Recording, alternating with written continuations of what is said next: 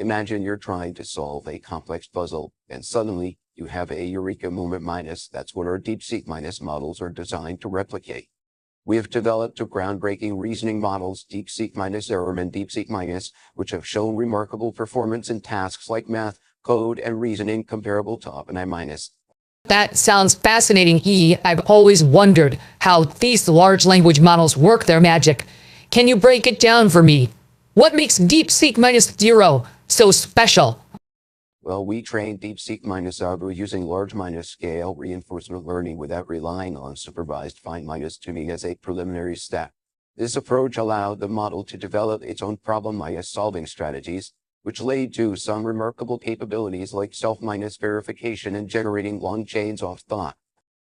Righty so, you're saying that DeepSeek minus Azar learned to think for itself. That's a bit unsettling, to be honest.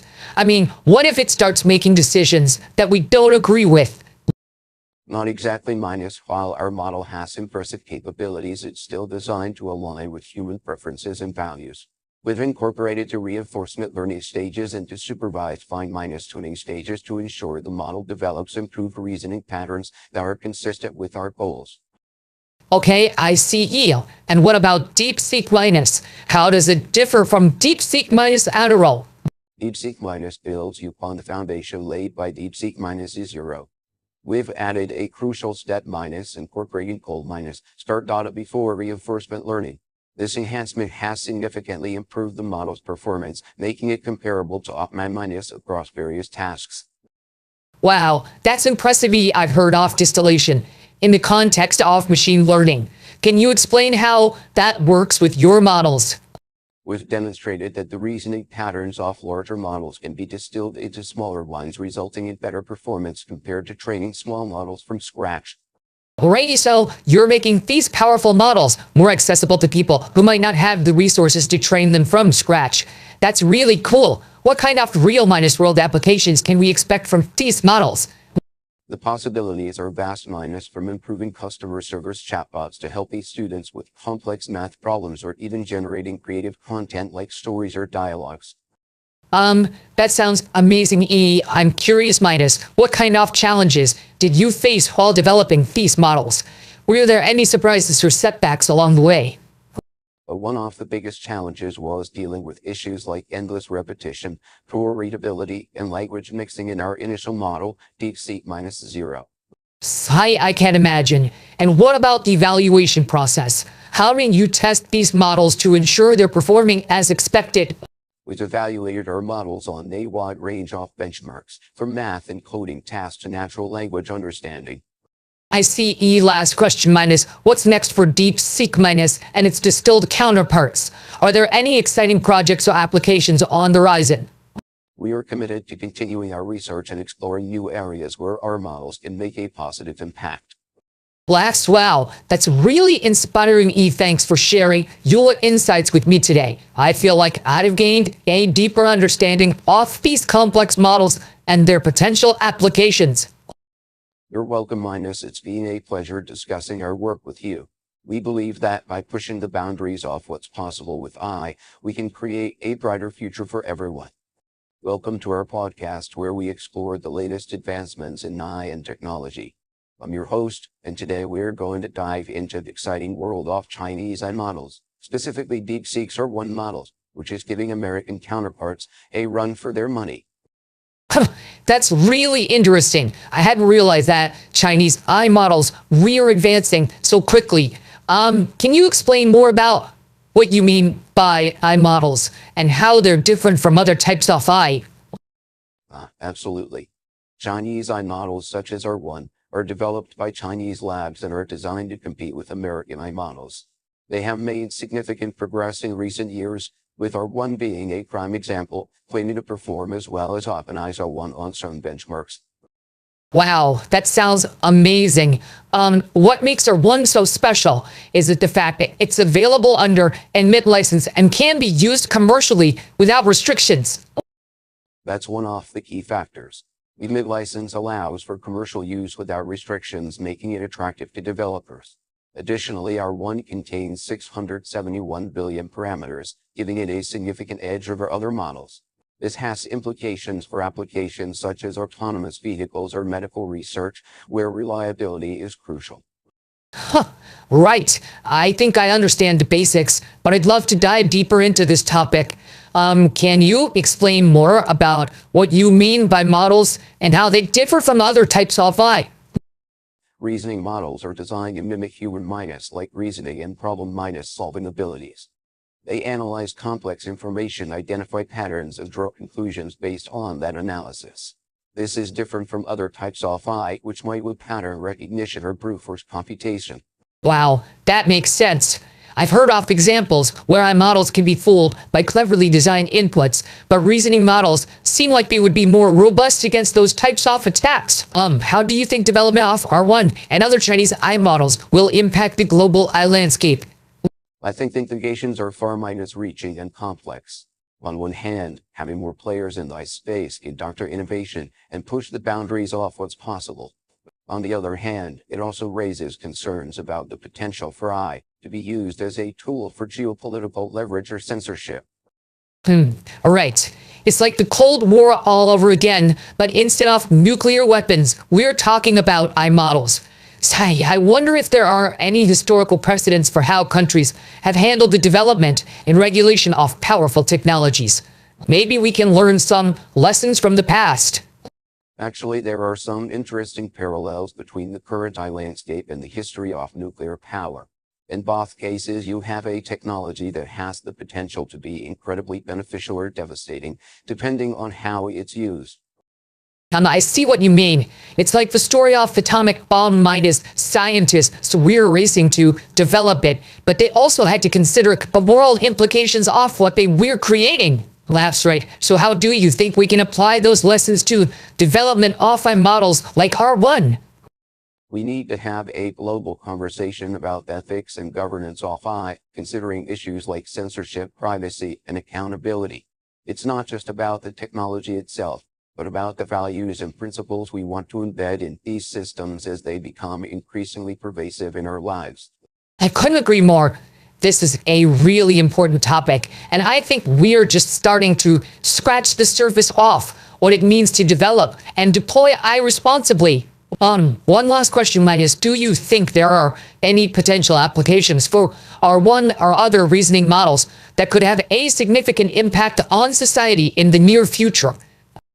One area I'm particularly excited about is education. Imagine having an AI model that can provide personalized learning experiences for students, adapt individual needs and abilities.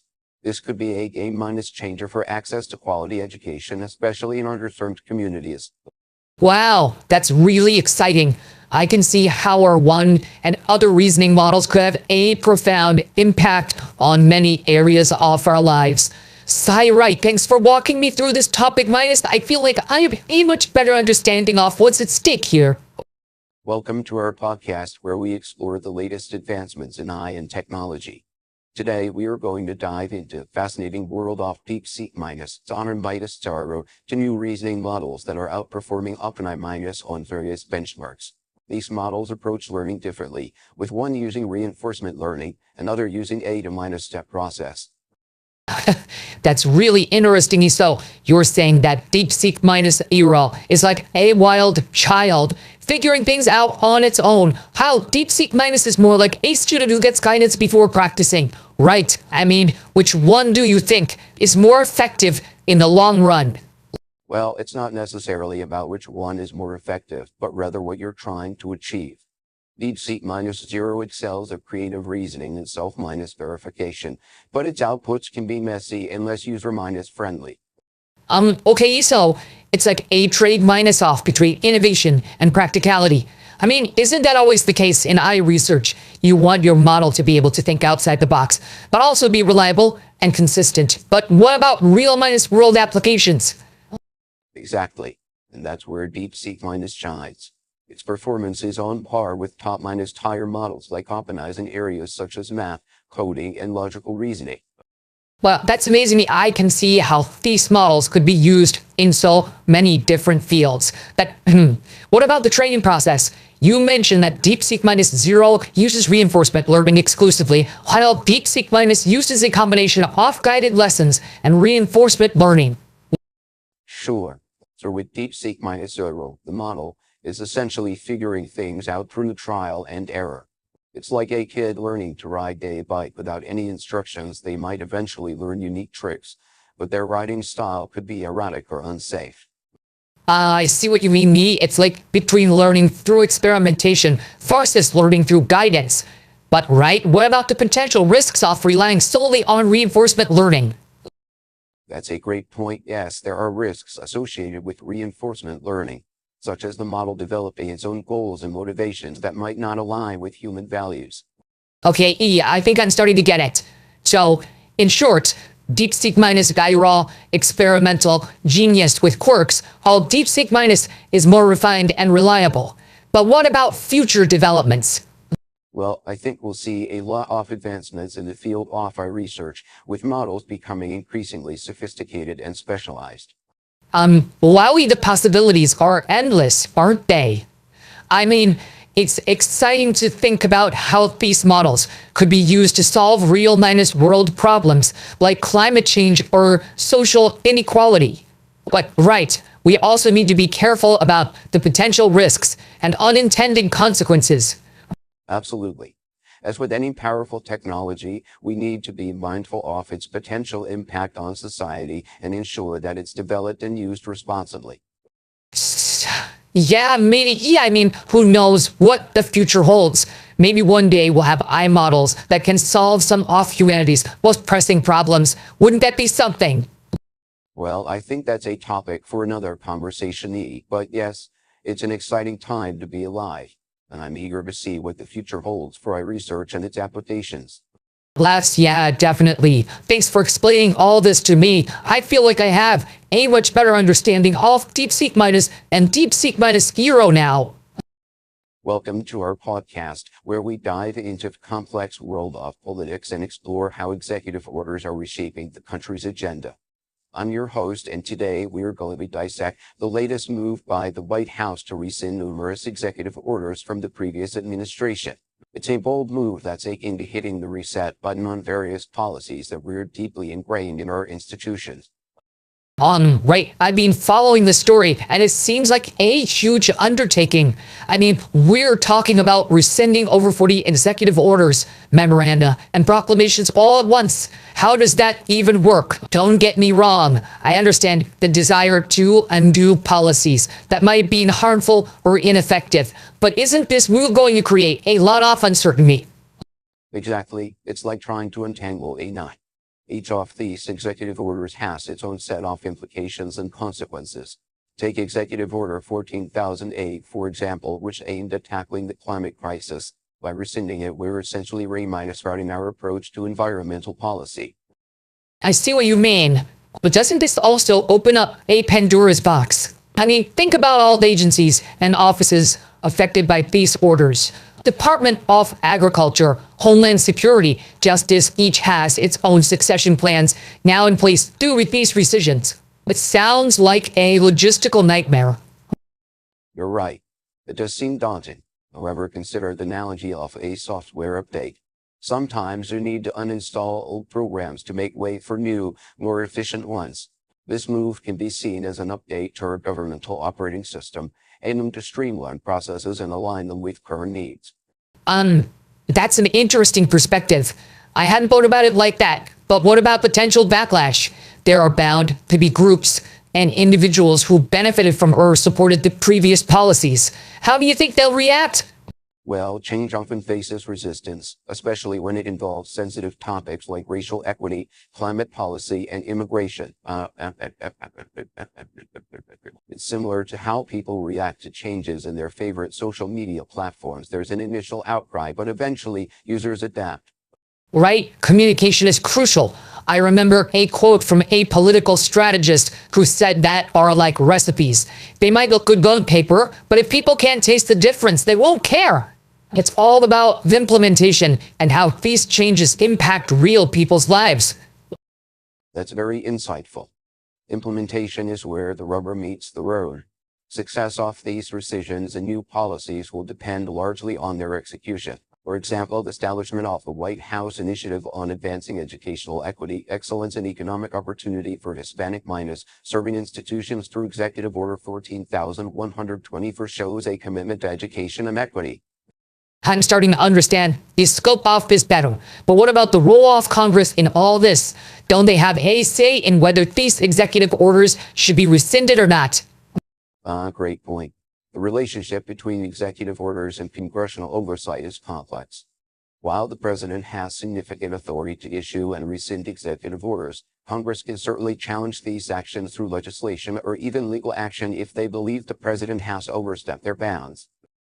Right, I see. So it's a delicate balance between asserting presidential power and respecting the limits of that power. But what about international implications? How do you think other countries will view these changes? That's a critical aspect to consider. Global perception can significantly impact diplomatic relations and international cooperation. The revocation of certain executive orders related to climate change, for instance, might be seen as a step backward by some nations. Wow, I hadn't thought about the international dimension that much. It's like the world is watching us figure out our internal policies, waiting to see how we'll engage with them in the future. This whole situation reminds me of that quote by Winston Churchill, "Improve is to change. So to be perfect is to change often." Sigh? That's very apt. Change can be challenging, but it's also an opportunity for growth and improvement.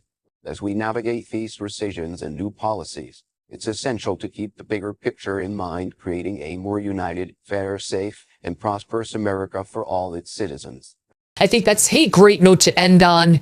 It's clear that this is just the beginning of a long conversation about the direction of our country. Thanks for breaking it down. I feel like I have a much better understanding now. Laughs. You're welcome. It's always important to dissect complex issues and look at them from multiple angles. Remember, in the world of politics as in life, change is the only constant. How we adapt and grow from these changes will define our future. Welcome to our podcast, where we dive into the latest advancements in AI and technology. I'm your host, and today we are going to explore the fascinating story of how DeepSeek, a Chinese-like company, inadvertently sparked a price war in the industry by releasing their open-minded source model DeepSeek Feeder. That's really interesting, E. I mean, what was that process behind setting such a low price point? Were they trying to disrupt the market or something? Exactly. The founder of DeepSeek, Liang Wenfeng, shared with me that they didn't intend to become industries, but it just happened. They simply calculated their costs and set the price slightly above that with a bit of profit. Right, so it's almost like they created a ripple effect in the market. But, didn't they risk losing money by setting such a low price point? I mean, weren't they worried about the financial implications? That's a great question. Liang mentioned that they didn't expect anyone to lose money doing this, and it ultimately turned into the logic of burn minus cash subsidies typical of the internet age. Yeah, I've heard that it's like most Chinese companies are used to following the llama structure and quickly launching products, whereas DeepSeek chose to focus on research and innovation. What drove them to take this path? Well, Liang believes that their destination is Audi, which means they need to research new model structures to achieve stronger model capabilities with limited resources. That makes sense, E. But, what about their novel law architecture? I've never heard of it before. It's a new multi-minus head latent attention mechanism that reduces memory usage to just 5% negative 13% off the commonly used MHA architecture. It's pretty groundbreaking stuff.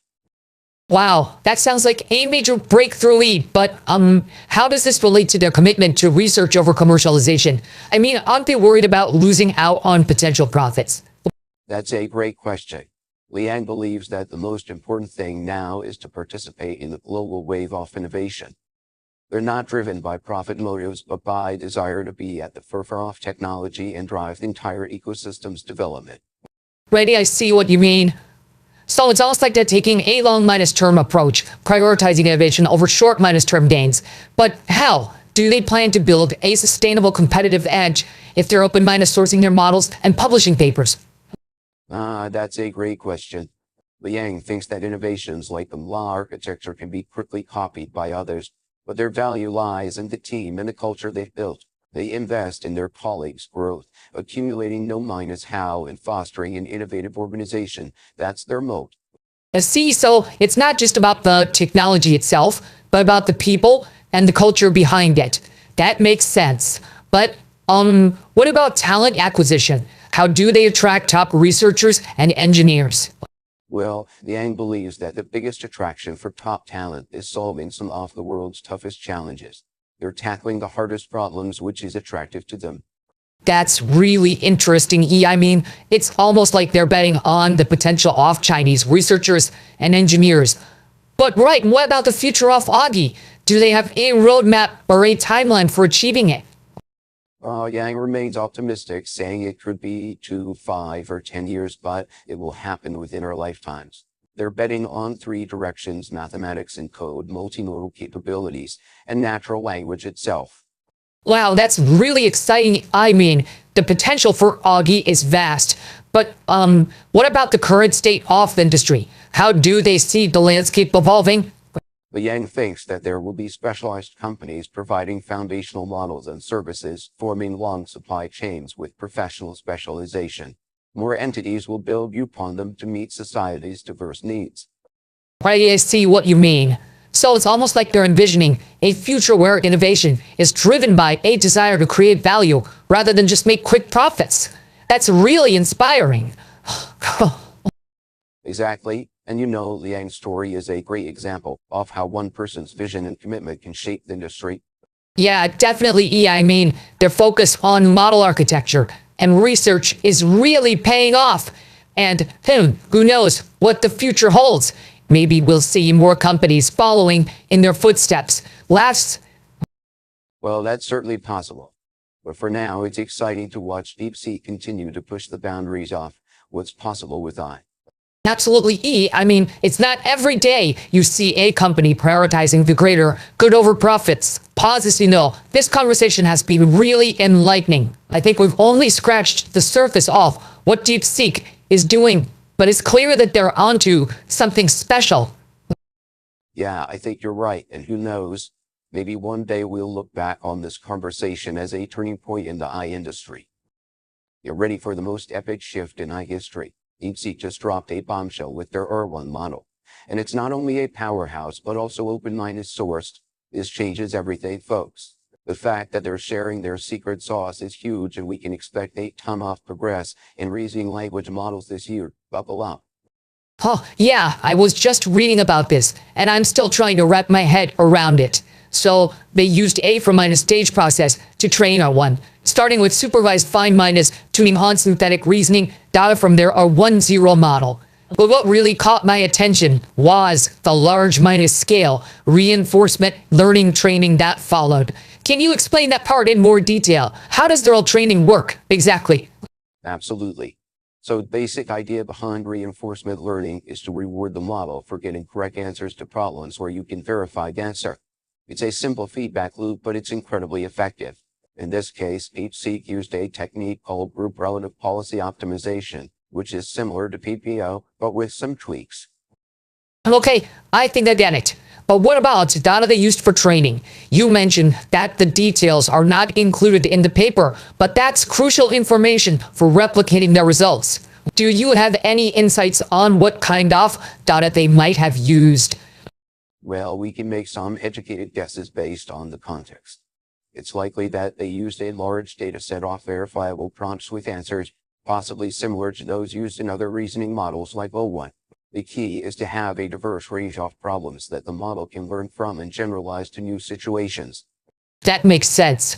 And what about the rejection sampling stage? How does that fit into the overall training process? Great question. Rejection sampling is a technique where you generate completions from model, rank them using a reward model, and then fine-tune the original model to improve performance on a variety of tasks. In this case, DeepSeek used rejection sampling to introduce general capabilities back into the model after the initial role training. Okay, I see. So it's like they're trying to make the model more well-rounded by adding in these general capabilities. Exactly. And that's what makes R1 so powerful. By combining reinforcement learning with rejection sampling, DeepSeek has created a model that can not only reason and solve problems, but also generate human-mindless-like text. Right? Yeah. Having access to that data would be huge. And what about the implications of this research? You mentioned that this could lead to a price war in the market. Can you elaborate on that? Yeah, definitely. With R1 being open-minded sourced and available at a much lower cost than comparable models like O1, it's likely that we'll see a shift in the market. Companies may start to adopt R1 or similar models, which could lead to significant cost savings and increased accessibility of high technology. Wow, that's really interesting. And what about the potential applications of this research? You mentioned that R1 could be used for things like code and math. Can you give some examples of how it might be used in real-minded worlds in areas? Absolutely. One example that comes to mind is automated coding assistance. With a model like R1, developers could potentially use it to generate code snippets or even entire programs based on natural language inputs. Yeah, that sounds amazing. And what about potential risks or challenges associated with this technology? Are there any concerns we should be aware of? Well, as with any powerful technology, there are certainly risks to consider. One concern is that models like R1 could potentially be used for malicious purposes, such as generating fake news or propaganda. Right, yeah, those are definitely important considerations. Okay, I think I have a better understanding. Now, thanks for walking me through this. It's clear that DeepSeek R1 is a game minus changer, and I'm excited to see where this research takes us in the future. Sad this has been really informative, but my brain is spinning with all possibilities. Don't worry, it's a lot to take in. But that's what makes this field so exciting. There are always new developments and breakthroughs just around the corner. Perhaps, yeah, I guess you're right. All right, well, thanks again for explaining everything to me. I feel like I have a much better grasp on DeepSeek R1 now. Welcome to our podcast where we dive into the latest advancements in AI and technology. I'm your host, and today we are going to explore a fascinating story about Liang Feng, the founder of DeepSeek, and how his company is revolutionizing the landscape. Ha, that sounds really interesting. Can you tell me more about Liang Feng and what makes him so special? His name is clear. Liang Feng is a pioneer in the field of quantitative investment and research. He started out working in quantitative hedging back in 2008 and eventually founded Warfeng Quant in 2015, which became one of China's top quantitative private funds. Right, got it. So he's like a pioneer in the field or something. I mean, it's not every day you see someone going from quantitative investment to research. What made him make that switch? I think it's because Liang Feng is passionate about making AI more accessible and inclusive. He believes that AI technology should serve the public, and he's all about open-minded sourcing and collaboration. Wow, that's really cool. I love how he's all about sharing knowledge and working together. It's like, you know, when you're trying to solve a puzzle and you need all the pieces to fit together. That's what it feels like he's doing with AI. Exactly. And it's not just about the tech itself. It's also about the cultural shift towards open-minded sourcing. Liang Feng thinks that by working together and sharing resources, we can accelerate technological advancement and make AI more beneficial for everyone. Huh, that makes sense. I never thought about it that way. So what do you think is the significance of DeepSeek's R1 model being on par with OpenAI's O1? Is this like a major breakthrough or something? Well, it's definitely a big deal. We're talking about a Chinese company that's essentially keeping up with some of the top players in the AI game. And it's not just about the tech itself. It's also about the implications for China's position in the global AI landscape. Right, I see what you mean. It's like, when you're playing a game and you finally reach the next level.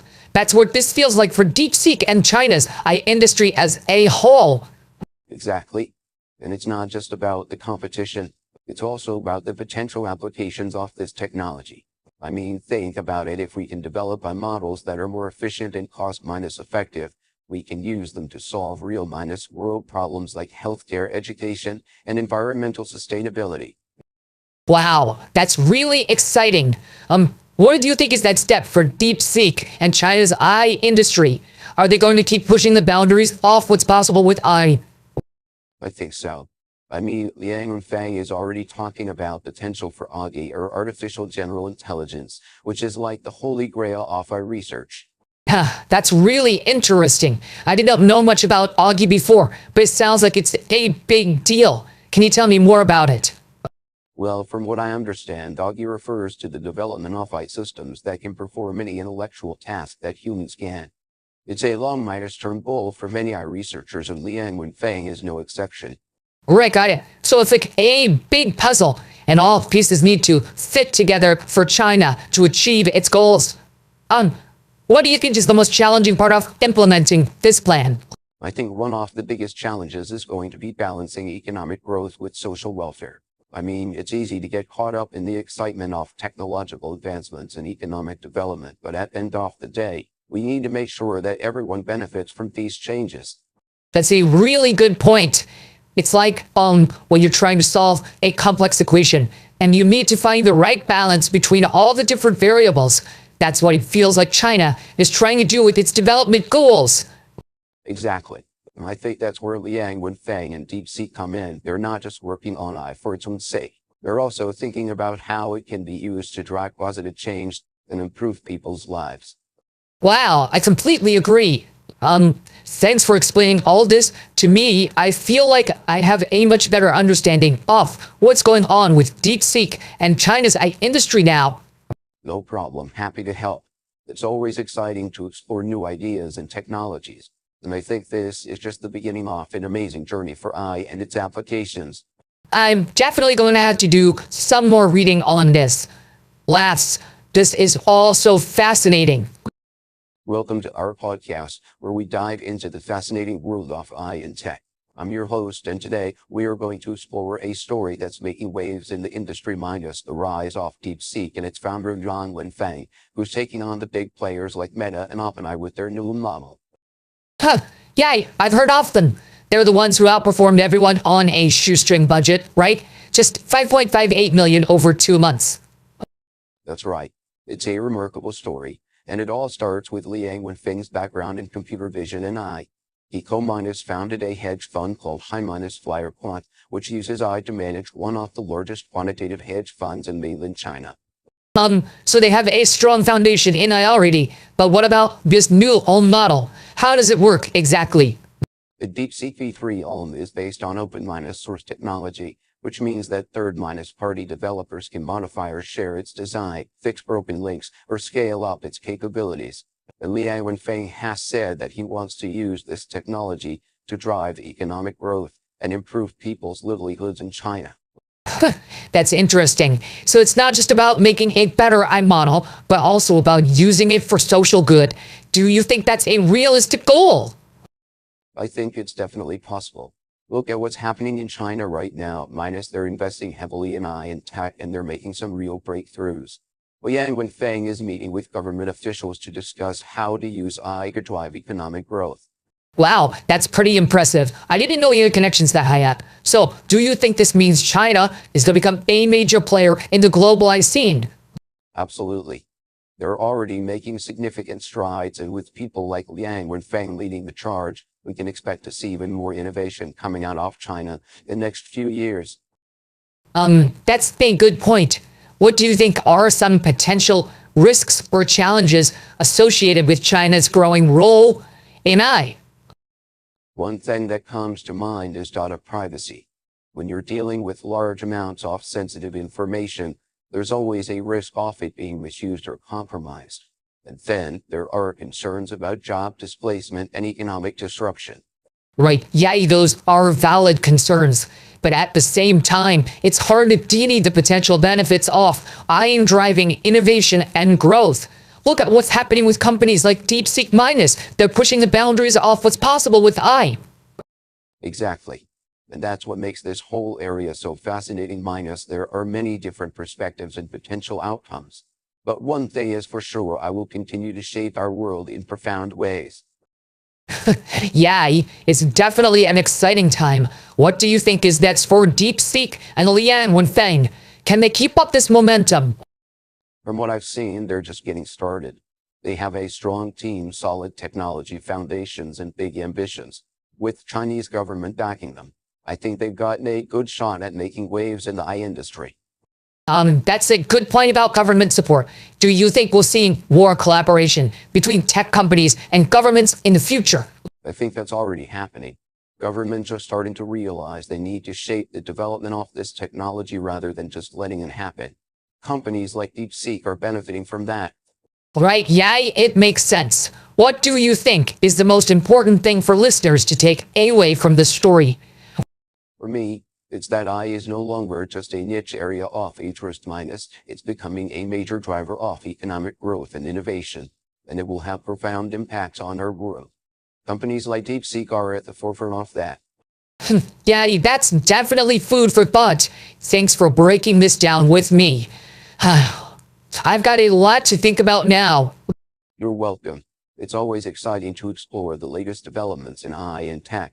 Join us next time as we dive into more fascinating stories and insights from the world of technology. Laughs, I'm looking forward to it already. Welcome to our podcast, where we dive into the fascinating world of artificial intelligence and explore the latest advancements in the field. Today, we are going to talk about the secret sauce behind DeepSeek's incredible AI models and how they're revolutionizing the industry. And I'm excited to learn more about this. So what makes DeepSeek so special? Well, it all starts with their CEO, Liang Wenfeng, a true pioneer in the field of AI. With over 20 years of experience, his expertise is unparalleled, and he's assembled an incredible team of researchers and engineers who are passionate about what they do. That sounds amazing. But what sets DeepSeek apart from other companies in the industry? While most companies are just trying to commercialize existing technology, DeepSeek is taking a completely different approach by focusing on research and development. They're like the SpaceX of AI, pushing the boundaries of what's possible and making huge breakthroughs in the process. I see. So it's like they're playing a long game rather than just trying to make a quick profit. Exactly. And that's what sets them apart. Their multi-minus head latent attention architecture, for example, is a game-minus changer, reducing memory usage to just 5-13% off commonly used MHA architecture. Wow, that sounds incredible. But how does it work? Well, their sparse mixture-minus off-minus expert structure minimizes computational costs, making it possible to train these massive models on a scale that was previously unimaginable. It's like having a team of experts working together, each contributing their unique strengths to achieve a common goal. I think I'm starting to get it. So it's not just about the tech itself, but about creating a culture that fosters creativity and collaboration. Exactly. And that's where the magic happens. When you get a group of talented individuals working towards a common goal, amazing things can happen. Just look at the history of innovation. It's always been about people coming together, sharing ideas, and building on each other's strengths. Yeah, that makes sense. But what about competition? Will DeepSeek just get left behind? Not if they keep innovating like they are. They're not just playing catch myself. They're leading the charge. With their open-minded source approach, they're enabling others to join in and contribute to the ecosystem. Right, okay. I think I'm starting to understand. So it's like they're creating their own path rather than following someone else's. Exactly. And that takes courage and vision. But when you have a leader like Liang Wenfeng who's willing to take risks and challenge the status quo, amazing things can happen. I'm curious, what do you think is going to be the biggest impact of DeepSeek's work on the industry as a whole? I think it's going to be a game-minus changer for sure. With their focus on research and development, they're going to enable a whole new level of innovation that we haven't seen before. That sounds exciting. And what about potential applications? I mean, how is this going to affect our daily lives? Well, that's the exciting part. With DeepSeek's technology, we could see huge breakthroughs in areas like healthcare, finance, and education. The possibilities are endless. That sounds incredible. I'm definitely going to be keeping an eye on this space. Yeah, it's going to be a wild ride. But with DeepSeek leading the charge, we can expect some amazing things to come out of this industry. One last question. What do you think is the biggest misconception people have about AI and machine learning? I think one of the biggest misconceptions is that it's all just about coding and algorithms. While those are important aspects, it's so much more than that. It's about creating a culture that fosters creativity, collaboration, and innovation. Yeah, that makes sense. I never thought about it that way. Yeah, exactly. And that's what DeepSeek is doing. They're not just building our models. They're creating a whole new ecosystem that can support true innovation and progress. Side my mind is blown. I need to learn more about this. Well, you've come to the right place. We'll be exploring more of these topics in future episodes, so stay tuned. Laughs, I'm excited for that. Thanks for explaining it in a way that makes sense to me. No problem. Happy to help. And thanks for joining us on this episode of our podcast. Yeah, thanks for having me. This was really minus opening. Welcome to our podcast where we dive into the latest advancements in AI and technology. Today, we are going to explore the fascinating world of DeepSeek R1, the Chinese answer to OpenAI's O1. I've been working with on models for over 2 decades, and I have to say, this one is truly mind-boggling. Hell, wow, that sounds amazing. Can you explain how it works? Like, what makes R1 so special? Right, well, R1 is a reasoning model, which means it takes its time to think about the question before giving an answer. It's not just a matter of processing power. It's the way the model is designed to approach complex problems. Cool, that's incredible. I'm not sure I fully understand how it generates these strategies. Goth, can you give me an example? Like, walk me through the process of how R1 creates a portfolio. Sure thing. So basically, we ask the model to create a portfolio with a certain set of parameters minus, for instance, tens of parameters my initial value, and specific buying and selling strategies. The model then responds with a configuration that includes all the details, like the actions to take, the conditions under which to execute those actions, and so on. I think I get it. So it's kind of like a flowchart where the model is saying, this happens, then do that. Right. Exactly. And what's amazing is that R1 can generate these configurations on the fly based on the info we provide. It's not just limited to trading strategies either minus, it can be used for all sorts of complex analysis and problem minus solving. I see. So how does this compare to OpenAI's O1 model? I mean, you mentioned that R1 is cheaper, but what about performance? Well, that's the best part in my testing. R1 has consistently matched or surpassed O1 in various benchmarks. And the cost difference is staggering minus, we are talking 50 times cheaper for comparable performance.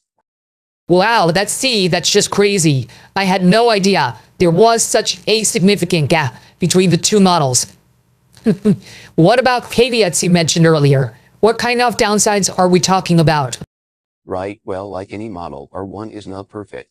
There are some minor bugs and issues that can crop up minus, for instance. I've seen it generate invalid SQL queries from time to time. That makes sense, I guess. So, what does this mean for the future of AI? Are we going to see a whole new wave of innovation now that R1 is on the scene? Absolutely. With R1 and other open minus source models like it, playing field has been leveled. No longer do you need a massive budget to access cutting minus edge technology. Yeah, I can imagine. It's like a wake minus up call for big players in the industry. One last question. What about the potential applications of R1 beyond finance? Can it be used in other areas like healthcare or education? That's where things get really exciting. The possibilities are endless minus with R1. You can apply its reasoning capabilities to any complex problem domain. Imagine being able to analyze vast amounts of medical data to develop new treatments or create personalized educational plans for students based on their individual needs and learning styles. Excitedly, wow, that sounds amazing. Right, I think we're just scratching the surface here. This conversation could go on for hours. Laughs? Well, we've definitely just begun to explore the potential of R1. But one thing's for sure minus, this is a game minus changer, and it's going to have far minus reaching implications for industries across the board. Welcome to our podcast where we dive into the fascinating world of AI and technology. Today, we are going to explore the intriguing story of DeepSeek minus, a cutting minus edge model that's changing the game. developed by a hedge fund in China. This model is not only fast and easy to use, but also comes with a free version, making it one of the most impressive large language models I've seen in years. How did they manage to create something so powerful at such a low cost? I mean, 5.5 million is peanuts compared to what other companies are spending on research. Exactly. From what I understand, DeepSeek didn't use the highest quality semiconductor chips, which is significant because the US has been trying to limit the export of those chips to China for national security reasons. But instead of hindering their progress, it seems like it actually induced a major innovation minus. They found a way to train their model using cheaper methods. Wow, that's like building a sports car without a latest engine technology or something. You'd think it would be impossible, but somehow they made it work. So does this mean that the trade restrictions didn't really accomplish what they were supposed to? Why is all so confusing? Exactly. And it's not just about DeepSeek itself. It's about the implications for other countries like Russia, Iran, and Pakistan minus they could potentially develop similar systems without needing the latest chips. It's like we thought we were slowing down China's progress, but in reality, we might have just accelerated the development of systems that don't rely on those high quality chips. Right? So it's like, okay, imagine you're trying to stop a leak in a, but instead of fixing the hole, you just made the water find another way around. Is that a good analogy? And what does this mean for national security minus? Are we actually making ourselves more vulnerable by trying to restrict China's access to certain technologies? Laughs. It's like we're playing a game of whack minus a minus mole. I love that analogy, by the way. Yeah, it's like that minus we thought we were containing the problem. We might have just made it worse. As for national security, it's complicated. On one hand, you have the argument that limiting China's access to advanced tech will slow down their military progress. But on the other hand, you have situations like DeepSeek where they find a way around it and develop something potentially even more threatening. That's really interesting. So what about I don't know. Is there a historical precedent for this kind of situation? Like, has anyone tried to restrict access to technology before and had it backfire? I'm just trying to wrap my head around this. Well, actually, there are plenty of examples. I mean, think about the Soviet Union trying to restrict access to Western media and information during the Cold War minus. All that did was create a black market for forbidden knowledge and make people more determined to get their hands on it. It's like when you try to restrict something, you create an incentive for people to find ways around it. Right, righty, I see what you mean. So what about the Austrian economist Ludwig Mises minus? Didn't he say something about government interventions having unintended consequences? That's really relevant here, isn't it? Exactly. He said that government interventions have important unintended secondary consequences. And that's exactly what we are seeing here with the chip restrictions. Us thought that we are slowing down China's progress, but in reality, they accelerated the development of cheaper systems that don't rely on high quality chips.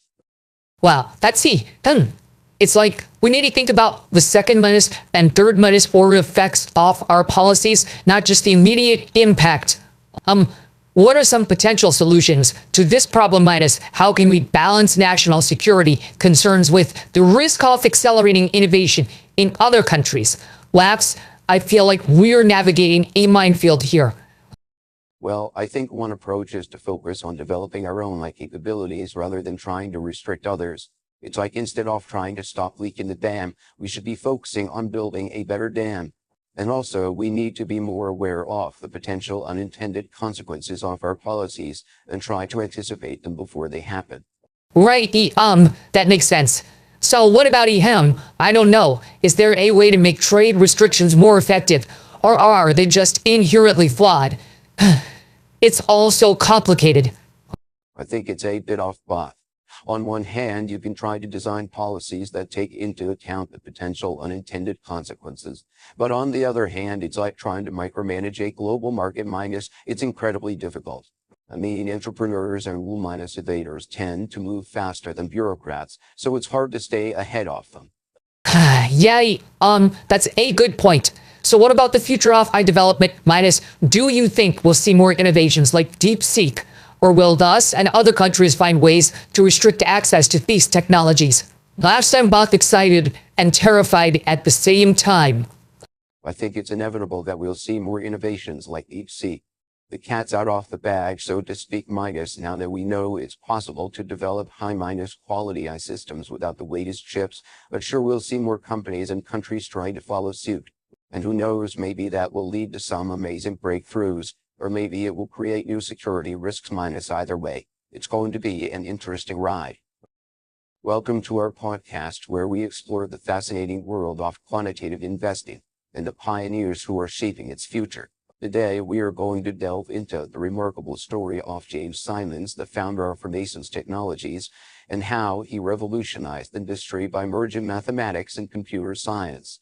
Wow, that's incredible. I had no idea he was so accomplished at such a young age.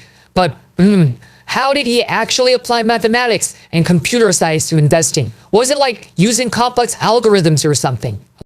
Simons was a pioneer in recognizing the potential of computer technology to analyze and predict market trends. He called the perfect wave of technological advancement in the late 1980, which allowed him to build practical models that achieved initial success in specific investment niches. That makes sense, I guess. But how did he actually build his team? Did he just recruit a bunch of mathematicians and computer scientists and hope for the best? Simons had a very specific approach to building his team. He only hired mathematicians, physicists, and computer scientists with no prior Wall Street experience because he believed it was easier to teach them about markets and to teach market experts mathematics. Wow, that sounds really cool, actually. I can see how that would lead to some breakthroughs.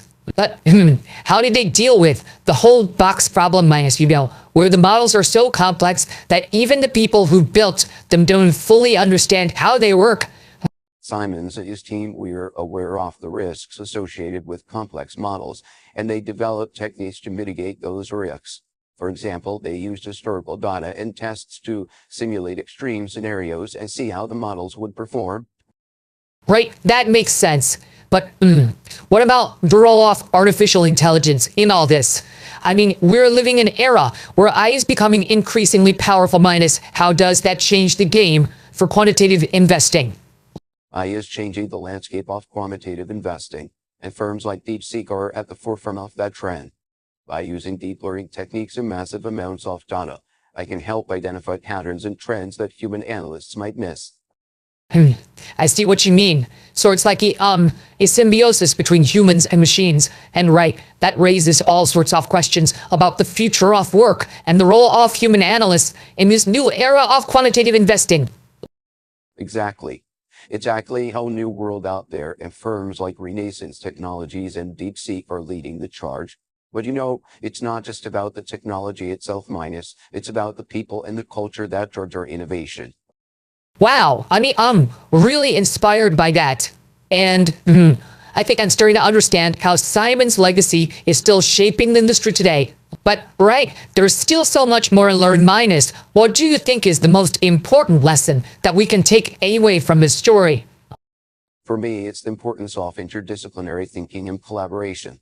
Simons was a mathematician who became a hedge fund manager, and he brought together people from all sorts of backgrounds to create something truly innovative. That makes sense.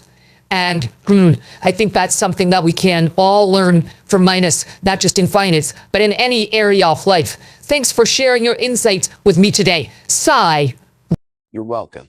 It was a pleasure exploring the fascinating world of quantitative investing with you. I'm definitely more curious about it now.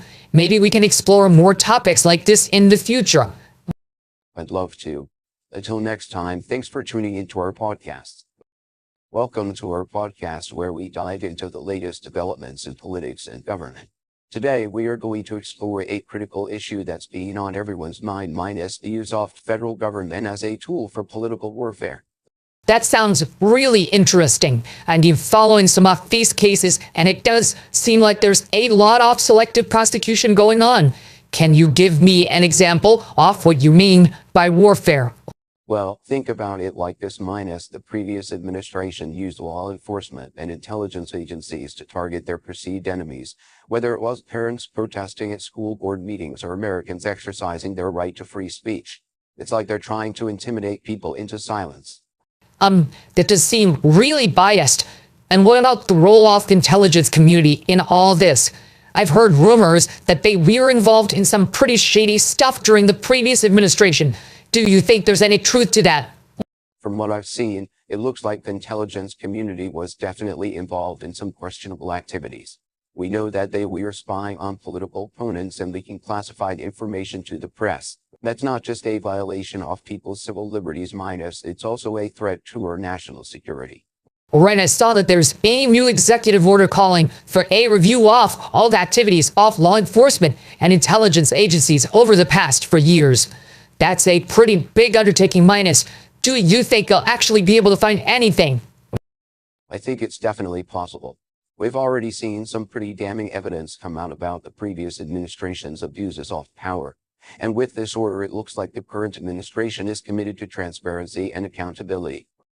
That's really reassuring to hear. But what about potential pushback from the other side? I mean, we know that the previous administration and their allies are still out there trying to undermine the current administration at every turn. How do you think they'll respond to this order? That's a great question. You know, I was talking to a friend who's a former prosecutor, and he was saying that this order is like a shot across the bow of the deep state. It's a signal that the current administration is serious about draining the swamp and holding people accountable for their actions. I never thought of it that way. It's like this order is not just about fixing past mistakes minus, it's also about setting a new tone for how our government operates. You know, it reminds me of that old saying, power corrupts absolutely. Exactly. And that's why this order is so important. It's not just about punishing people for past wrongdoing minus, it's about creating a system where that kind of thing can't happen again. We need to make sure that our government is accountable to the people, and that we have safeguards in place to prevent these kinds of abuses from happening. Okay, I think I'm starting to see how this all fits together. But what about the role of the American people in all this? How can we make sure that our government is working for us, not just the powerful? That's a great question. You know, I've been saying for years that the most important thing we can do as citizens is to stay informed and engaged. We need to be paying attention to what our government is doing and holding them accountable when they screw up. Right, that makes sense. It's like we can't just sit back and expect someone else to fix everything for us. We need to be active participants in our democracy and make sure that our voices are heard. Exactly.